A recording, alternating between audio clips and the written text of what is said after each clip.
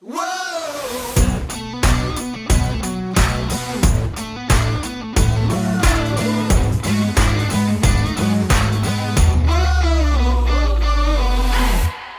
Welcome to the What's Your Verdict podcast. We fashion ourselves cinematic judge and jury. My name is JJ Crowder. I'm here with my co-hosts Mattson Better read than dead.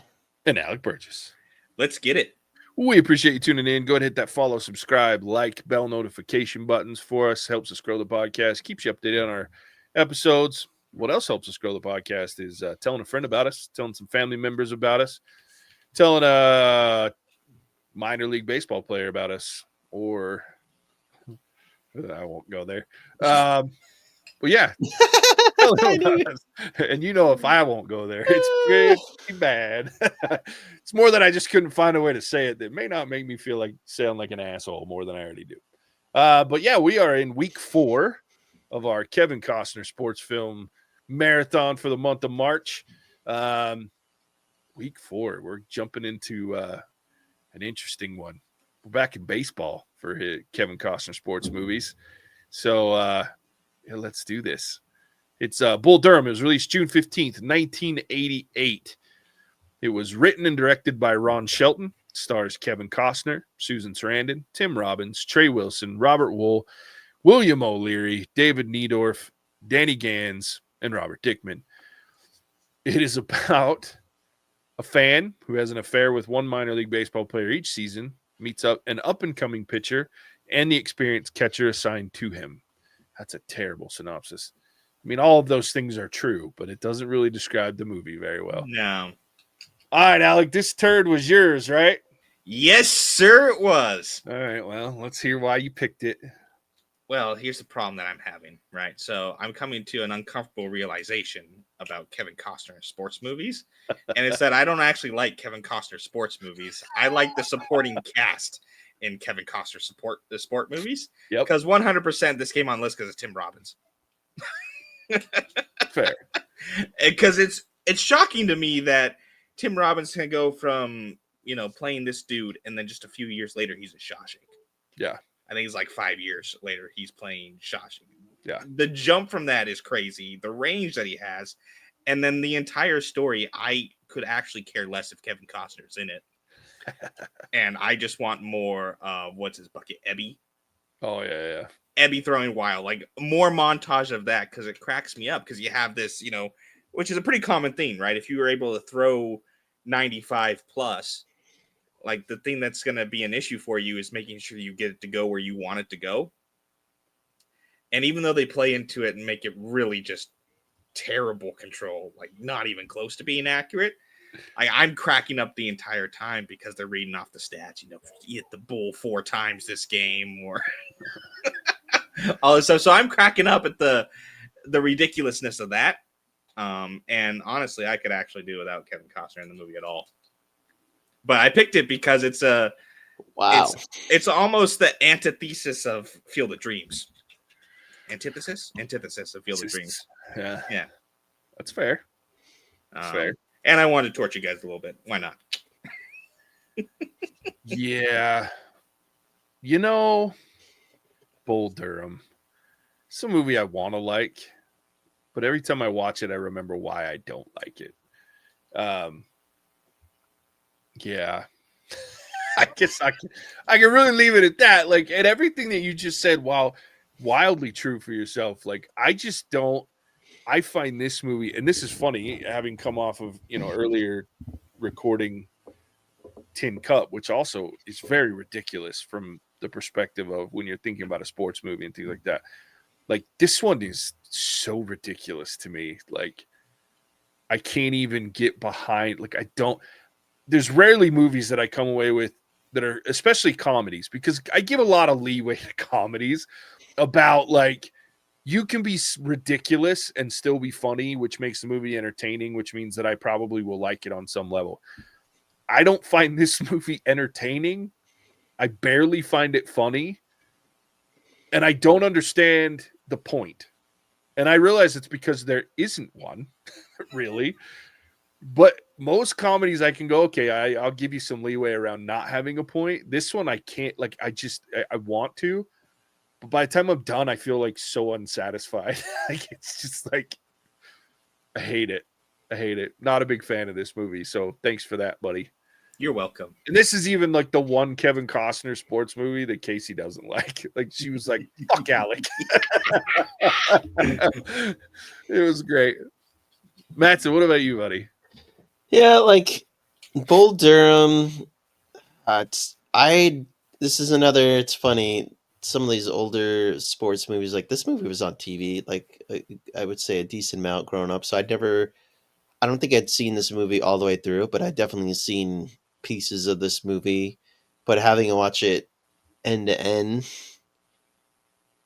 I don't know why so many people like this movie or they come back to this movie. As far as baseball movies go, this is like my least favorite baseball movie. Like I think you just said it best, Jay. I was trying to search for like why I don't like this movie. Like when I think about what this movie was, like what was the point? Like what did I take away from it? Like what was is it I played baseball for a long time and I finally settled down and left the game and his girlfriend is done finding a new boyfriend every season for the past like 25 seasons. Like okay.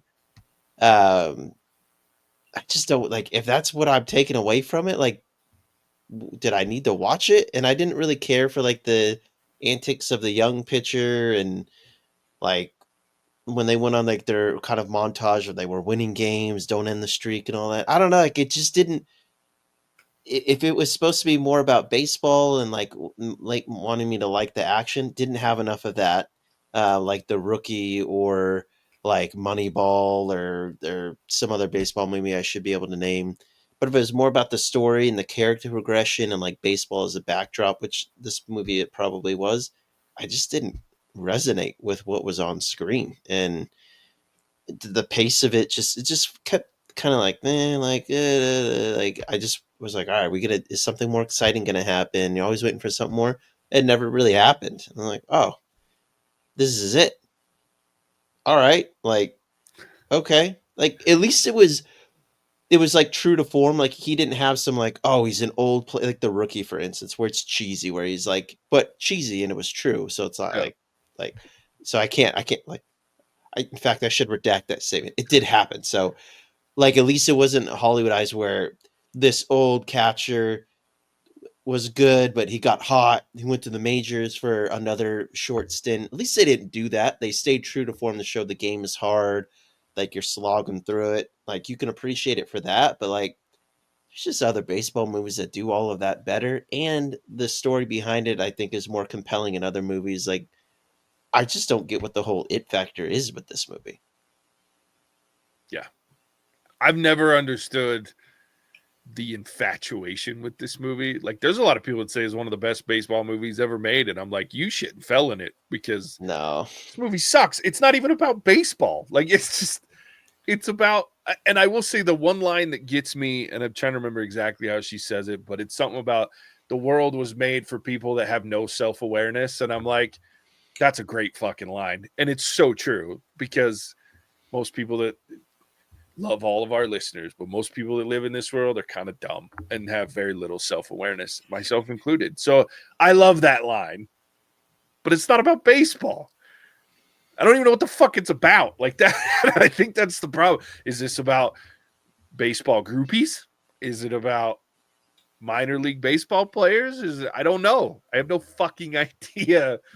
And so I can't follow anything. Like there's no through line for me to get attached to and enjoy. And so I just have like I just find myself going, what the fuck am I watching more often than I find myself laughing, which is a problem.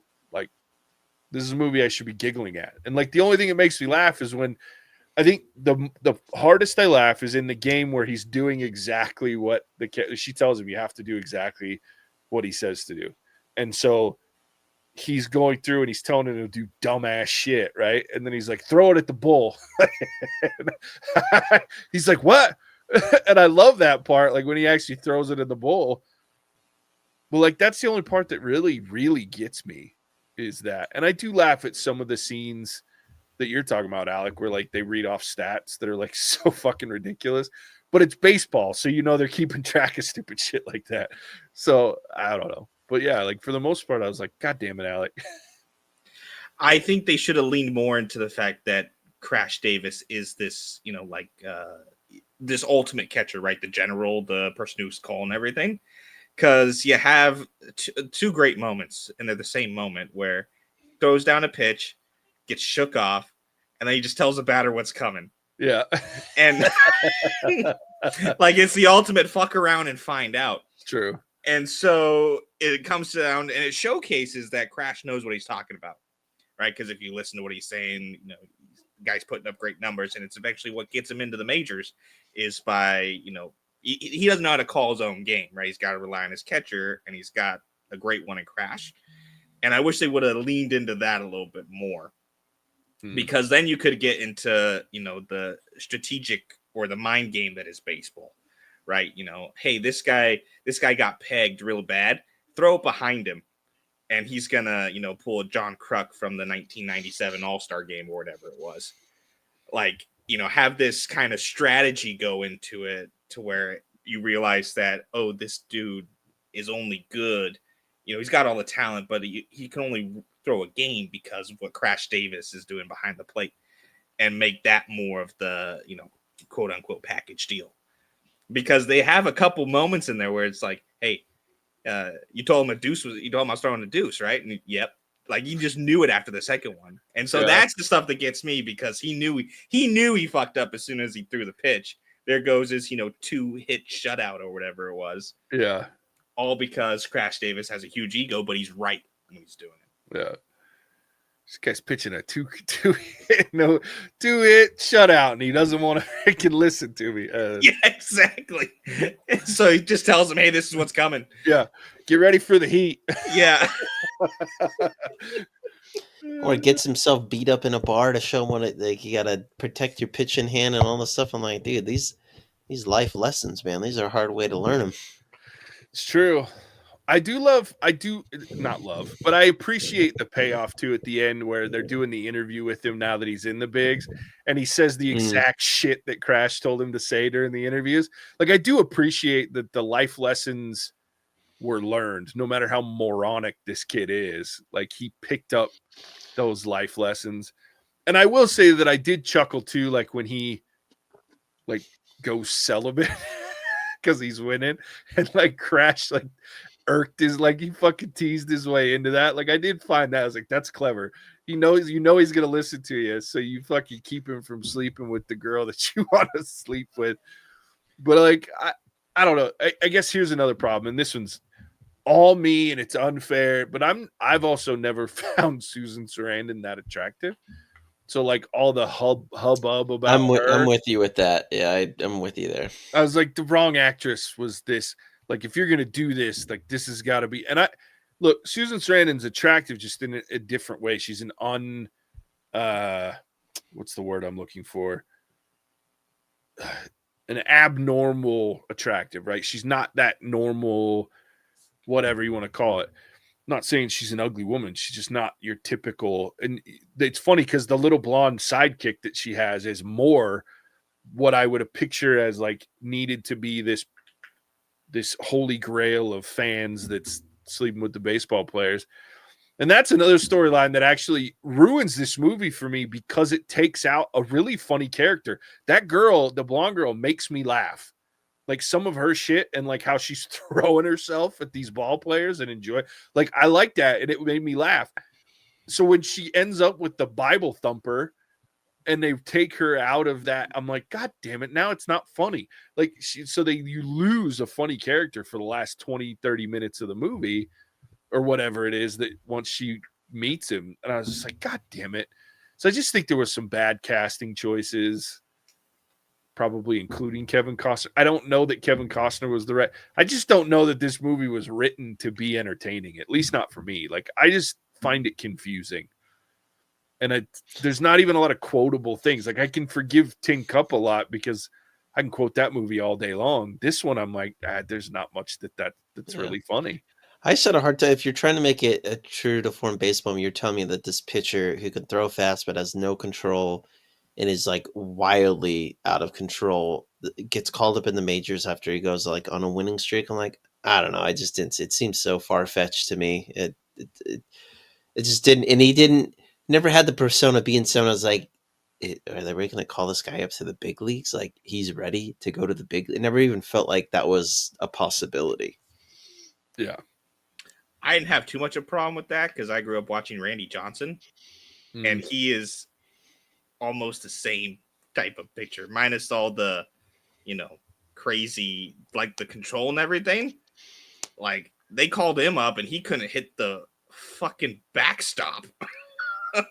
Yeah, but he never threw one into the press box either. Like, I mean, well, there's that's the the thing. difference between hitting the dirt a lot, which Randy Johnson did early on in his career, and then like throwing one to West Texas from Carolina. You know what I mean? Like that. This dude's. I think they could have just like they did it for the movie's sake, but it's like, all right, like dial it back a little bit, like make it a little bit more believable. Like, come on, it was a little bit much there. Like, again, there's a lot in this movie that they were trying to show. Like, there's this aloof kid that he also looked too old for what they were portraying. Like, I think that got me too, where it's just the age dynamics. I was like, if they're trying to make this guy seem really young, like he doesn't look young enough to be the way he's acting. Like that also tripped me up at times. Of like, what's the actor's name? I should know his name. Tim Robbins. Yeah, I was gonna say you talking about Nuke because that's Tim Robbins. Yeah. Like he just looked too old to be like the young guy, and it threw me off sometimes. Like some of the other people they were playing with, they looked far younger. But I know some baseball people can be a lot older, but it just that threw me for a loop a little bit. Because I liked a lot of the interactions between Nuke and Crash, especially like as we talked about, like Nuke calling the shots on the mound and them like figuring it out, and like they did a good job with that. But the things outside of it, I didn't quite care about. Nuke's like love story, not love story, and Crash like figuring out at the end, like I don't know, it just didn't land for me. Yeah. And that's what a lot of this movie's about. So if I didn't like that, then like what am I watching? Yeah. It's a good point. Like that is, I don't enjoy the main aspect of this story. Like I could have done without, to your point, man, I could have done without Susan Sarandon's character altogether. Like I didn't need that. The dynamic of these players is what I really, the only part that I wanted to really enjoy. Like I just don't care about this whole love story / her sleeping with a player and they becoming awesome because of it. I'm like, sex is cool, but it's never made anybody better at baseball. I hate to break it to you. It just didn't happen. And Matt, you're not wrong. The 80s were tough. Like there's been a dynamic shift where now you can have like 30-year-olds playing 18-year-olds. Back in the day, you had 20-year-olds that were playing 20-year-olds, but they looked like they were 35. Some at the 70s and 80s, they made them different back then. It might have been all the cigarettes, but yeah, it was different. They did have a problem. Now we're like, that person's 30 and they're playing an 18-year-old, but they look okay at it most of the time. Now it's different, but back then, yeah, he looked old as fuck. Doesn't help that Tim Robbins is like 8 feet tall too. Like makes him look humongous. Yeah, I think the height also had something. It just didn't work. Yeah, it was weird.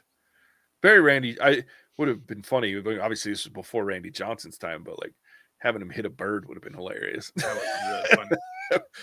Poor Randy Johnson. That fucked him up for like a long time after he killed that bird. To me, this movie's, I think, ripe for like a remake. I think you could put in like a baseball star or two that has enough acting chops and make them the Nuke, and then have like a really good actor be Crash, and then like you're talking about, Jay, like make, I don't know, I'm with you on the Susan thing, like pick someone that's more like generic hotness or something. Just I'm with you on that. I think you could remake this and make it focus even more on the humor aspect of it. I think it could be pretty funny. Oh, I agree. I think if you tone down some of the ridiculousness and then, yeah, get the right people in it, I think you could remake this and have it be good. You'd have a shit fit for all the people that think this movie's great. There are a Just let lot him of die first and then remake it. Well, tell me how it is when you see me next time, because I'll probably be fucking toast if that's the case.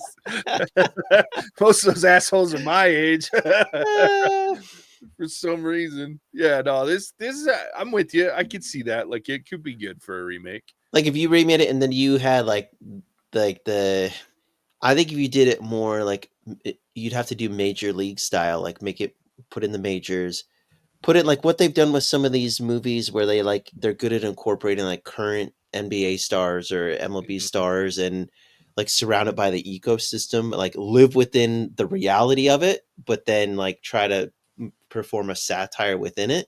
Yeah, I feel like that format could work. I agree. I think it could also be, and this is probably a hot take, but I think you could make like a TV series out of this.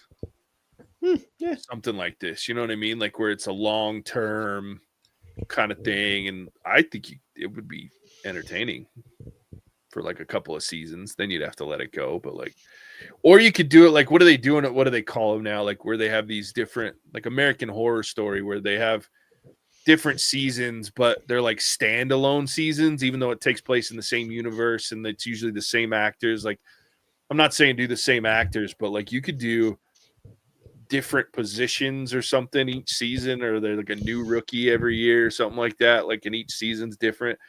I think there's some options. I like that idea. I never really considered it a remake. Bring Kevin Costner back as the coach.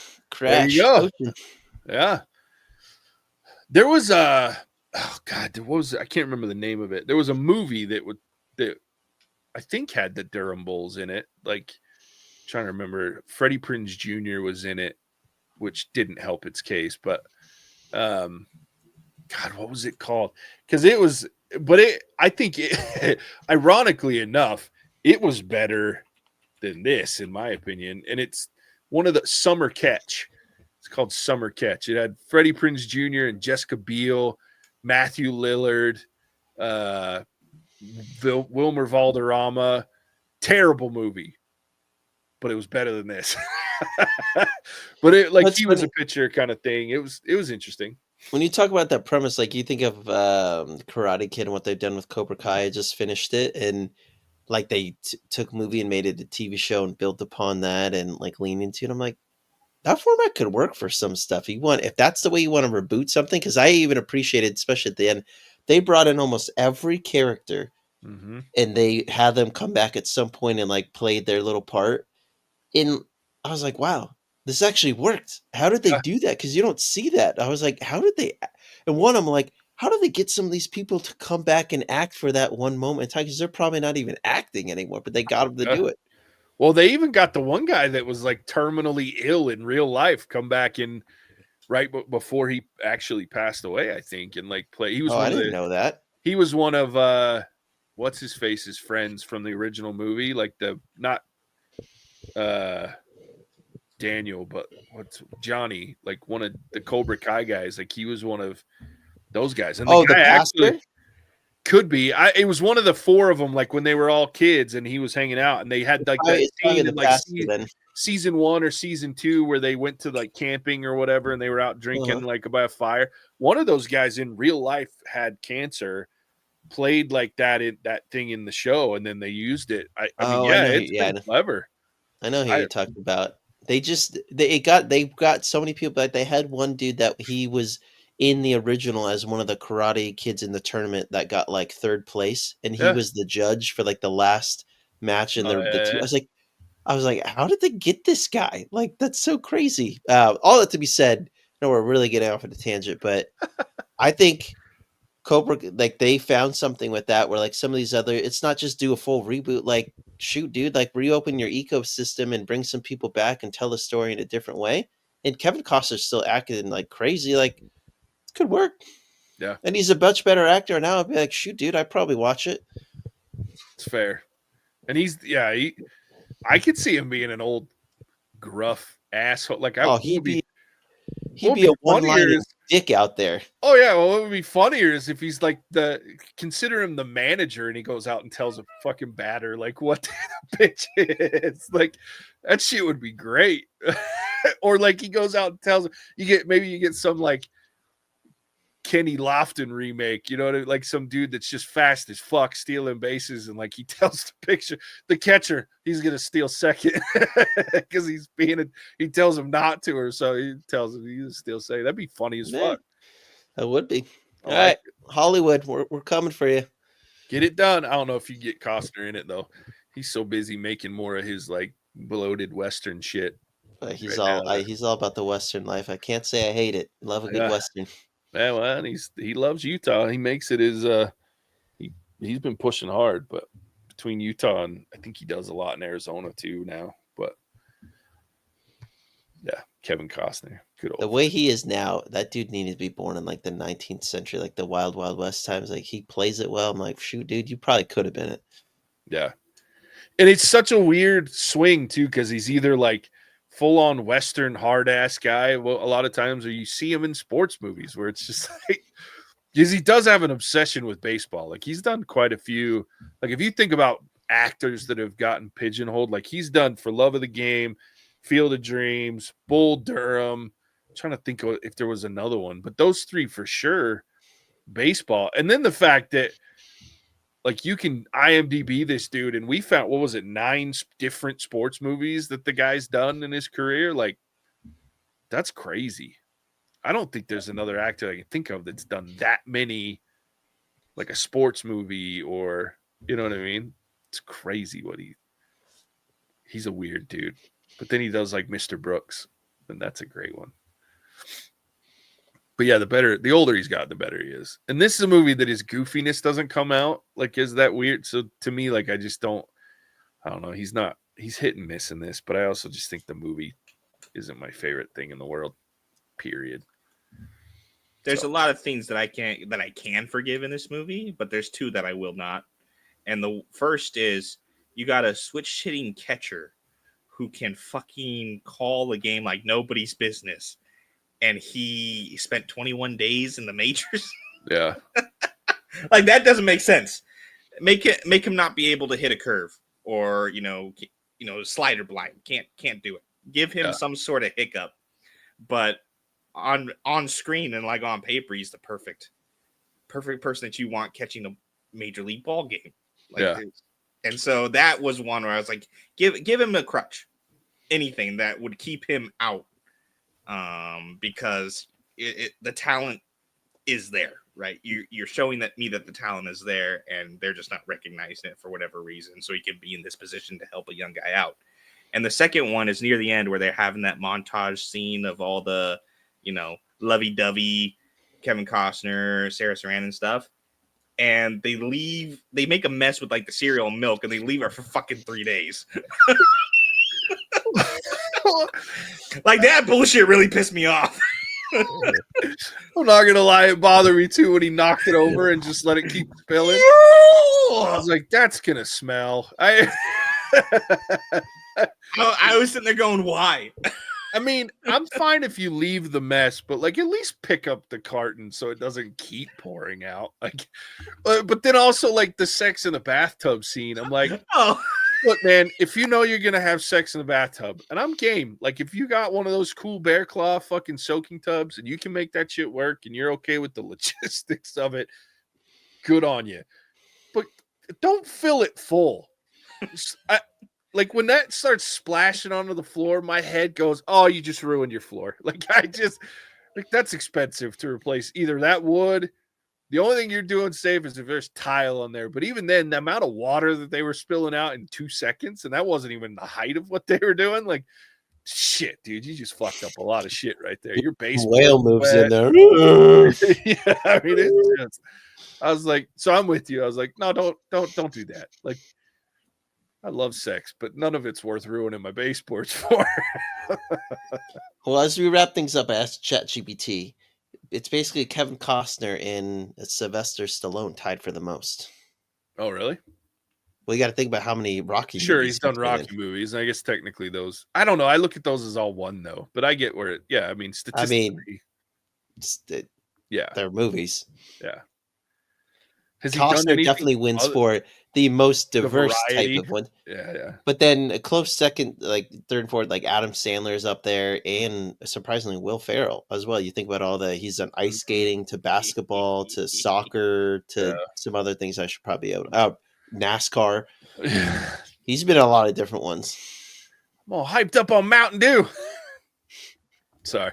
Yeah, first you last. It's the only line in that whole movie that I actually like. Fucking hate that movie. Anyway, should we rate this thing? Let's rate it. All right, Alec. My movie, I get to go first. Yes, you do. I'm gonna give Bull Durham a 3. Wolf. Whoa, yeah, shut up. It's enough for me to enjoy, and I get what they're trying to do. I don't like a lot of how they did it, but aside from the unforgivable scenes, like I'm cracking up for a lot of this movie because I'm like, that was stupid, but it was funny. Like, I get the joke, and so I'm gonna give it a 3. I will watch it again, 100%. All right, let me go. Yeah, this movie's like it's a 2. I'll not watch it again. I did not like what they were trying to do as much. If you're trying to watch this for baseball, go watch a different movie. If you're watching this because you want to watch good acting and character progression and beautiful people on screen, go watch something else. And yeah, like I wish I didn't have to see this, but you know, it's classic. Not all classics are made the same. That's fair. Yeah, I'm gonna give it a 2 as well. I don't understand it. Like, I don't even see what they're trying to do, other than have sex, baseball, and a little bit of comedy, goofy comedy. Like, I do, but as far as like the through line and the point of the movie, I don't see it. I never have. It has some funny moments, kind of, but then it's got a lot of moments where I'm just bothered. Then there's moments where I'm just like, I don't want to watch this anymore. Got them kid noises, them babies. I like it. So yeah, like I just don't. It's just it's not my favorite movie, and it is a classic. It's hard to argue with the fact that a lot of people do like it, but I just don't understand why they like it, because it's just not my favorite. And if Casey looks at, and I think what my selling point is, if Casey, who is an absolute Kevin Costner fangirl, doesn't like it, this movie sucks, because she loves Kevin Costner regardless. So, and she doesn't like this. She was cursing your ass left and right, Alec, when we were watching it. So it was pretty funny. But yeah, I mean, 2 for me. I will try to not ever watch this movie, but I can't guarantee that I won't. Like, it's a lot easier now than it used to be, when, you know, because I can more or less never watch anything I don't want to watch typically. But I don't see why I would, unless one of you fuckers put it on and made me watch it hanging out, which I don't see happening, except maybe Alec, because he's there's a long list of movies I'd put on before this one. Sure. That makes sense. I believe that. So yeah, there it is. 2 for me. Yeah, it's just not our. If Alec's going to take that opportunity, he's going to pick something else first for you and he to watch, I'm sure. Oh, yeah. Super Baby Geniuses. Fuck. 2. Just means I'll fall asleep on your ass. That's all that means. All right. So, Alec, tell everybody where they can find us. Happy to. So this is week 4. Thank you for tuning in to week 4 of our Kevin Costner sports movies. And let us know in the comments, has Mattson officially lost his Man of the People title? Because the people seem to like Bull Durham and Mattson did not. Let us know. I'm eager to hear from the people. Find us on Patreon. That's the best place to find us at What's Our Verdict Reviews. Shout out to Rich and CB for selecting these movies. My guys, I love that you guys put Bull Durham in here to torture these 2 motherfuckers. That's the place to find us. We've got a lot of content on there that you guys can have access to by joining. And you can join our little crew of misfits. I think we're up to close to, 450, 500 extra episodes on there, in addition to the 500 some odd episodes that are on YouTube. So a lot of What's Our Verdict content for all your needs. With that, I'll kick it back to the Titan of Terror, the King of Crash, JJ. I got to step in here, Jay. I'm sorry. I'm going to silence you. People, you're listening. Sometimes we have to save ourselves from ourselves, and sometimes we have to have a voice of reason, an anchor amongst the storm. I'm That's not me. sure a man of the people would disagree with the people so much, is all I'm saying. Sometimes the people need to see the error of their ways, and they need to be enlightened. We really disagree. This movie gets a 97% fresh. Wow. Wow. From critics, and it's an 82% fresh from the people. You better take off that people crown, Mattson. You'd have lost your touch. And even on IMDb, it's a 7 out of 10. Fuck. I don't understand it. I please, somebody tell me in the comments why this movie is as popular and as famous and what it is. I just don't get it. I don't get the movie. I don't get why people like it, but whatever. Who am I? I'm certainly not a man of the people. But with that, as always, we appreciate you tuning in. We'll catch you on the next one. Bye. Hasta la vista, baby. Cinemagic out. Whoa!